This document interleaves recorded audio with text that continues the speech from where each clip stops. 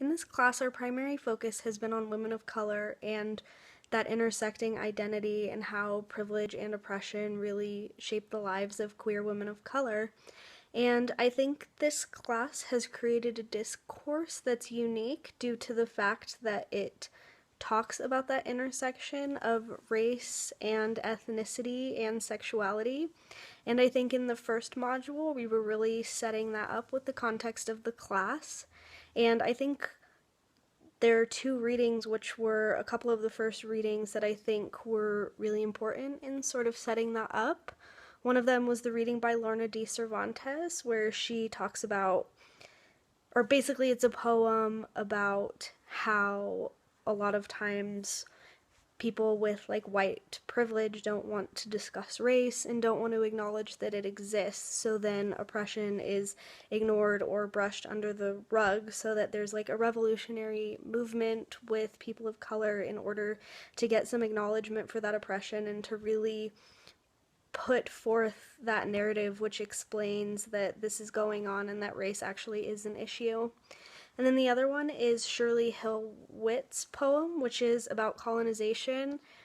It's not just about colonization, though. I think it really speaks to like the emotional impact and the turmoil of having identity stripped, because colonization really stripped Indigenous people of their identity and their agency, and it brought forth a lot of things such as like misogyny and homophobia into some egalitarian communities, which I learned in Ethnic Studies 472, but I think that is applicable to this class.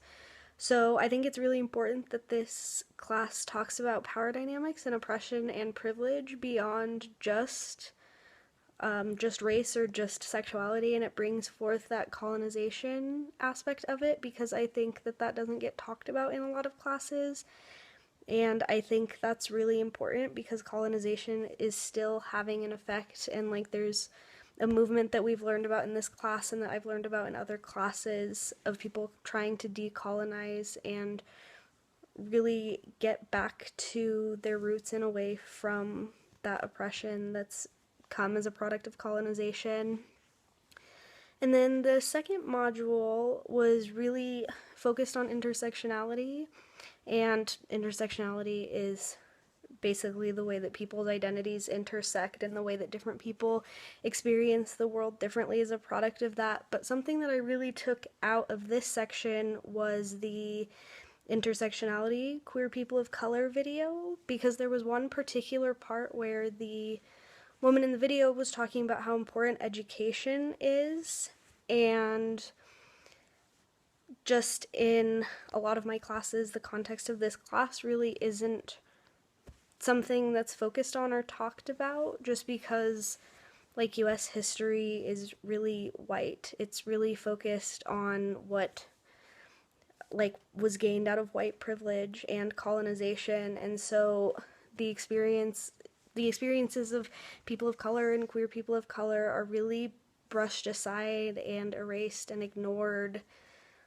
due to the fact that there's this lack of education. And I think bringing that education into contexts that are just beyond universities, such as like high schools, middle schools, elementary schools, I think that's really important, because there's a lot of people who won't really learn about these things if they're not taking a class like this. So I just think that that part in the video that's talking about education is really important. And then in the third module with the multiple identities, there's lesbian, gay, bisexual, transgender, two-spirited, queer and questioning, and then asexual or allies, and then intersex. And I think, first of all, acknowledging all of these as separate identities is really important, but also acknowledging the way that the queer community can form coalitions between each identity is really important, as well as bringing forth that racial aspect, because I think you can't really form a movement if you're not acknowledging that intersections really shape the way that each of these identities are able to live their lives. And in order to have like an effective movement, there has to be an understanding that multiple identities exist even within these queer identities. And I think a reading that was really important to this was the Performing La Mestiza, because it talks about moving beyond a monolithic definition of identity, and it talks a lot about the coexisting of different identities and how to basically approach that borderlands where instead of just existing as 2 or 3 or 4 different identities, people are able to exist as one being who obtains all of these identities. And that just obviously is bouncing off a lot of Gloria Anzaldúa, who I think really explained the La Mestiza concept and just really put perspective basically on the fact that people are not made up of one specific identity, that people have a lot of lived experiences. And so I think that's important. And sorry for not restarting this video after I just messed up a little bit. I've restarted this like 5 times, so I'm going to try to push through this.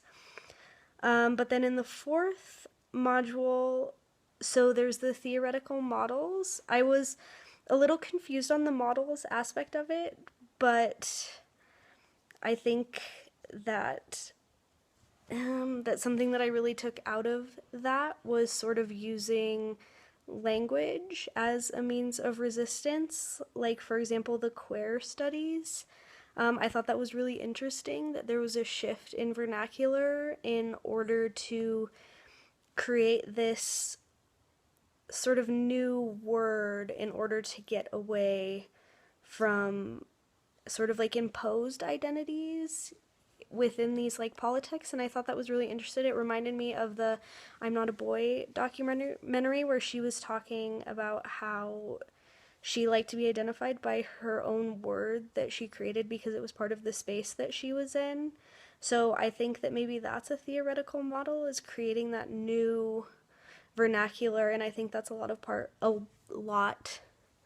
to do with like decolonization as well, getting away from those imposed identities. And we kind of talk about that in multiple modules, about the fact that colonization has shaped a lot of the mainstream ways that people talk about identity. So I think that that's really important, and just creating these new movements that are based off of identities that get out of mainstream.